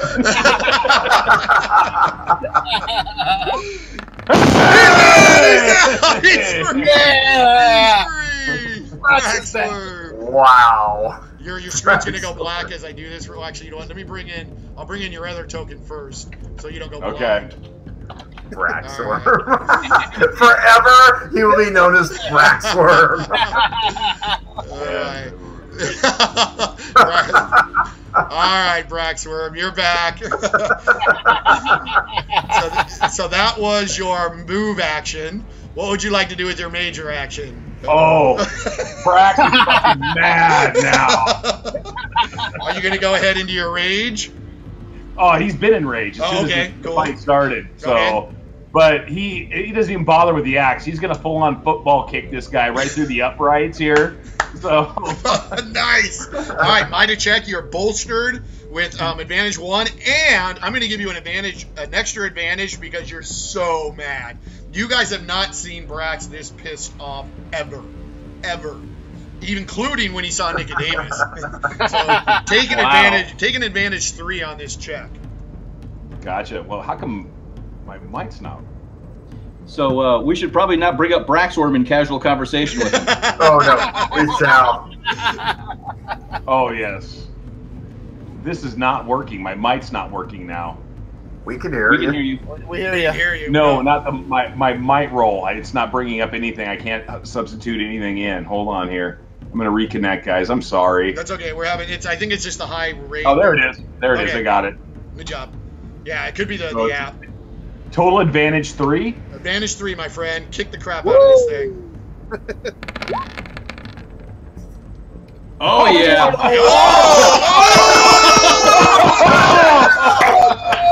Redemption! Oh my god! Oh my god! It's still going!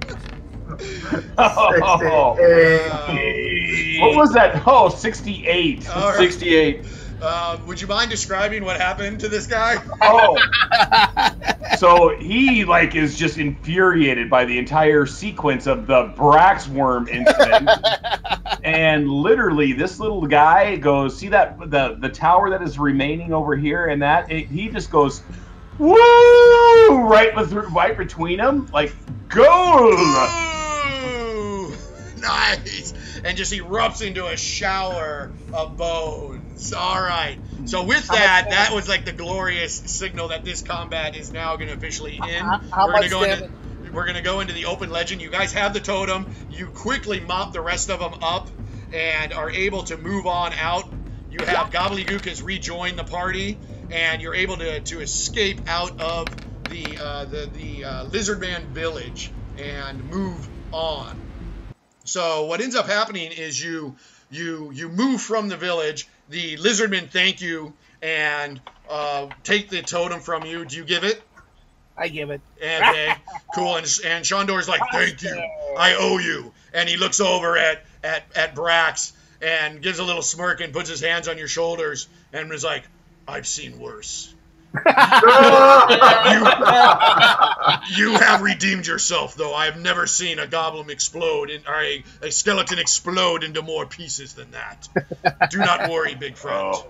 And the lizardmen leave and then head back in the direction of their ship. And now they can hopefully go ahead and start a new life in a new village. And for recovering the totem, everyone gains an experience point. Congratulations. Woo! By the way, where I am, I look to Gobbledygook and say, oh yes, you remember this. I saved you. And Gobbledygook's like, thanks, Von Stad. Yeah.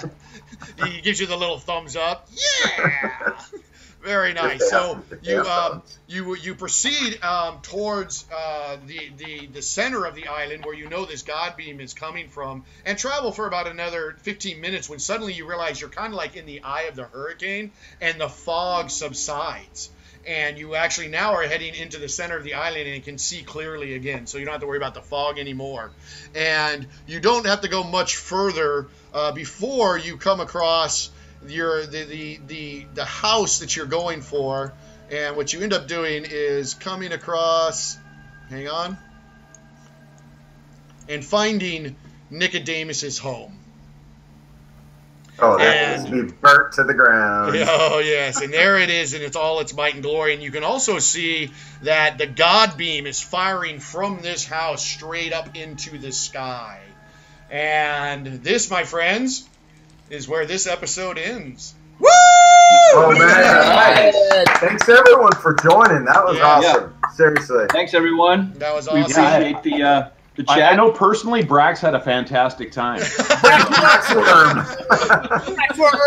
Friggin' Braxworm. Gotta love Braxworm. So good. Oh. So good. So good. All right. Well, I'm going to go. I want to type some stuff into chat real quick and just say thank you to everyone. Waving to everyone. Thank you all. That was very cool. Yeah, that was a lot of fun. A lot of fun. We enjoyed this very much. Thanks for being here. Thanks for watching us. We're Real Chaotic Good. You can follow us on Twitter at Real Chaotic Good. We have a YouTube channel. Everything gets uploaded. Now we're actually streaming live on YouTube these sessions as well, on Periscope and as well as Twitch. You can follow us on Twitch. Any of the ways you want to follow us, feel free to. And we really appreciate you guys joining us tonight and sharing this game session with us. And so you guys are awesome. Yes. Thank you. Thank you. Thank you all. Thank you. Okay, we're going to go ahead and cut it. Good night, everyone. All right. Night. Night.